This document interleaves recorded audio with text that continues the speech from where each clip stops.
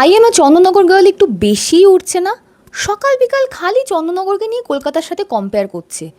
বলছি ওকে কম্পেয়ার করতে বলেছেটাকে? কলকাতার লোকেদেরকে দেখেছো কখনো কারোর সাথে কম্পেয়ার করতে? না কোনো চন্দননগর, না কোনো কৃষ্ণনগর, না কোনো দুর্গানগর, কখনো না। এদের যত ক্রিটিসাইজ করা শুরু হয় এই জগদ্ধাত্রী পুজোর সময় থেকে। বছরে বাকি দিনগুলোতে থাকে কই ওরা?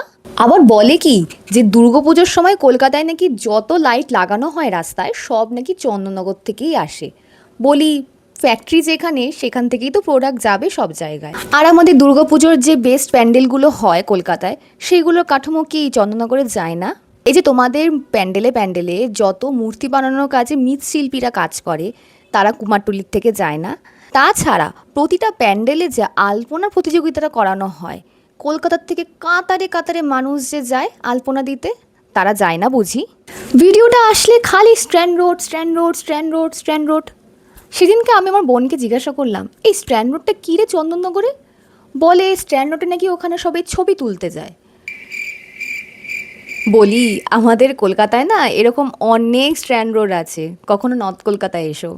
এদিকে তো নিজের ভিডিওর কমেন্ট সেকশন অফ করে রেখেছে যাতে কেউ গালি দিতে না পারে, বাট আমার কমেন্ট সেকশন কিন্তু তোমাদের সবার জন্য ওপেন থাকবে। তোমরা আমাকে বলবে যে আমি ঠিক বললাম না ভুল বললাম। আর তাছাড়া আফটার অল চন্দননগর হোক বা কলকাতা, কৃষ্ণনগর হোক বা দুর্গানগর, আমরা সবাই বাঙালি এবং আমাদের বাঙালি হওয়াটাতেই গর্ব করা উচিত, তাই না?